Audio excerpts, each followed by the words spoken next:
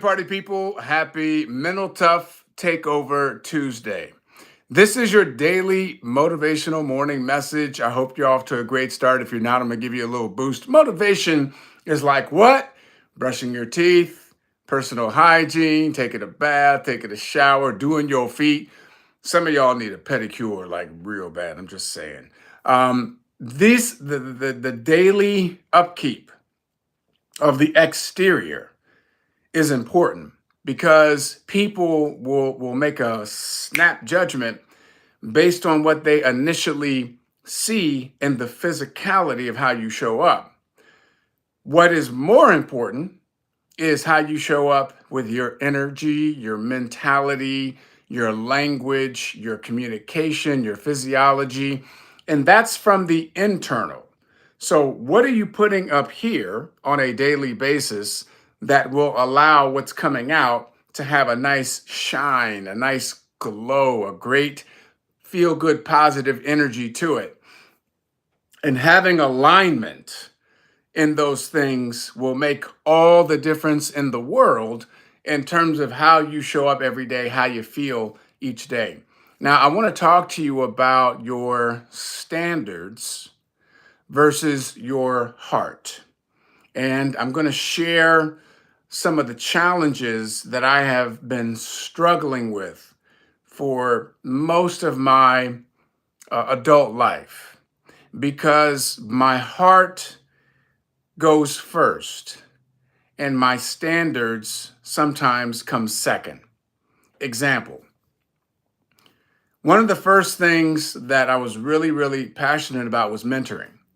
And so the very first job that I ever had a W 2 and a paycheck and all that, I was working in the Hudson Youth Home for boys, juvenile delinquents. I was 17 years young, and I was there in charge of these juvenile delinquents that had been given sentences of 1 or more years of incarceration in a juvie. And I was there to mentor them and to also monitor them throughout the day in terms of their work programs and all of that. Had no idea what I was doing. I was definitely out of my element, and I was pretty much faking confidence in doing what I was doing. But I knew from that point on, like I really wanted to be of service in some way, shape, or form. I've always felt like a need, a desire to help and solve problems. So, we'll fast forward to various instances where that continued. I was a mentor throughout my time at Morehouse. I did a lot of volunteer work.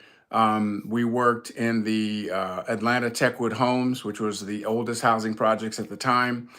And we were living in the housing projects while also doing volunteer work. We took them on field trips. We taught them culture. We did a lot of things to help to expand their worldview and to have a presence in those communities.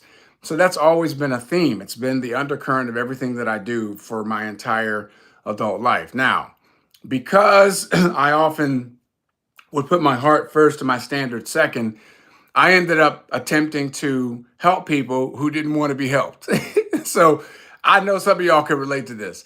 I'm looking at someone in a situation and I could see clear as day, if you just would stop hanging around these type of people, if you would just start making better choices, if you would just kind of think some things through, you could actually put yourself in a better situation because I see the greatness in you. I see the capacity in you. And have you ever wanted something more for someone else than they wanted it for themselves? Go ahead and holler if you hear me. Go ahead and holler. Go ahead. Now, because of that, I often would spend an inordinate amount of time with the wrong people because I wanted to rescue them.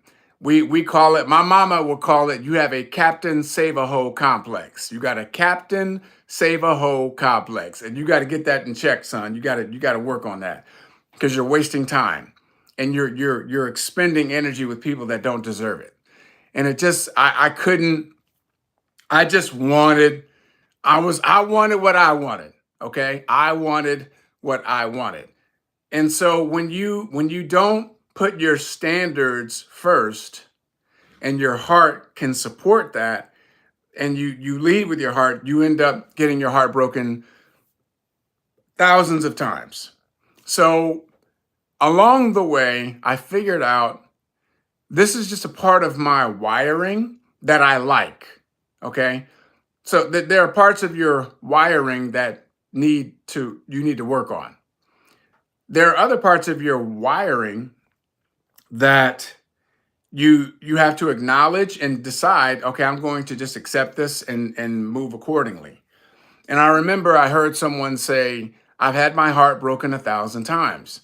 And that one line for me just opened it up. It really freed me in so many ways because I just recognized I'm always going to lead with my heart. And therefore, my heart's going to get broken a lot, and that's okay.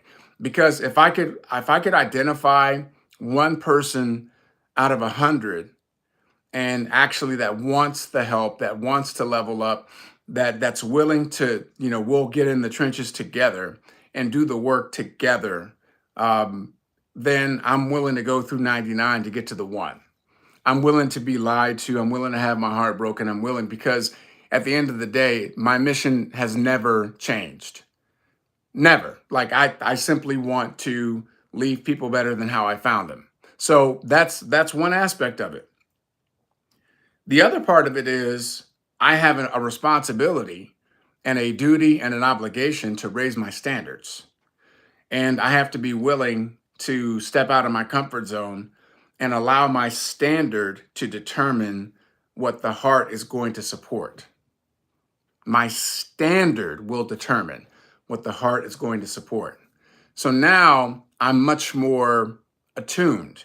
I ask better questions. I'm very good at pre qualifying. It doesn't mean that I don't make mistakes. It doesn't mean that I don't sometimes pick the wrong people, but I figure it out a lot faster. Okay. But now I have a better pre qualifying process. And now I lead with my standard, but my heart is right, right behind it, right behind it. So I have given myself permission to not compromise on how much I want to give of myself, but I've also recognized that I can just have a better filter and who I'm going to pour into. It goes for relationships too. Like I think most of us have had experiences where we're leading with our heart. And so we overlook flaws. We overlook things because we believe somewhere in our hearts and our spirits, we can love it. We can love past that. We can work through it. It's a phase. We're going to wait for this person to overcome this, that, and the other. And it could be anything, right? Like, if someone's a slob and you're neat, well, I can love you past that. I'll deal with it. Okay. So my standard might be I'm super neat and clean, but my partner's a slob. So now I have to make a decision. I'm going to let my heart take the lead on that, and I'll compromise because I'm willing to overlook that because there's so many other great qualities. Now, I've seen it where, and this is crazy.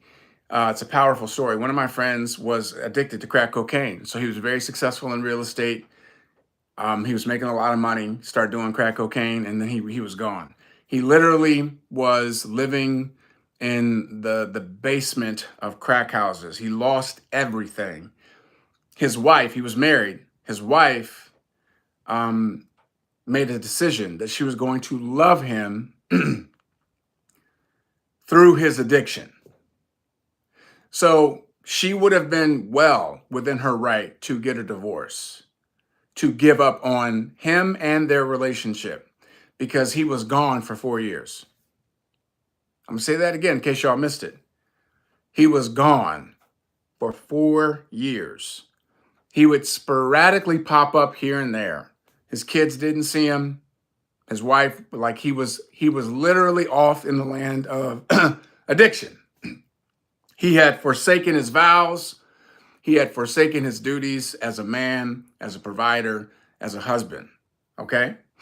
And his wife had a standard of commitment that the heart was just behind it. And so she was willing to love him through that. And because of that, I believe, and he says it too, he broke that cycle of addiction, and they went on to have an incredibly enduring love and lasting marriage. And they did the work, obviously, to come back from that. But you all understand, most people not they ain't sticking around. Like if you go on for 6 months, like again, she would have been well within her right. So there's levels to the standards that we have. There's levels to how big the heart can be and how much faith. It took a tremendous amount of faith to really stay true to the vision of that relationship. That's like I told y'all, it was a crazy story, right? But here's my point. Here's the message. Make decisions about your standards. And if there's parts of your life that you know you need to level up in, raise your standard. Your heart can be close behind. There are other instances where you have to allow your heart to lead and your standard will be right behind it. Okay. And you have to use discernment and good judgment in order to determine which direction that's going to go. If you got some value, hit like and subscribe. Please share this message and let's keep making it do what it do. We'll see you tomorrow morning.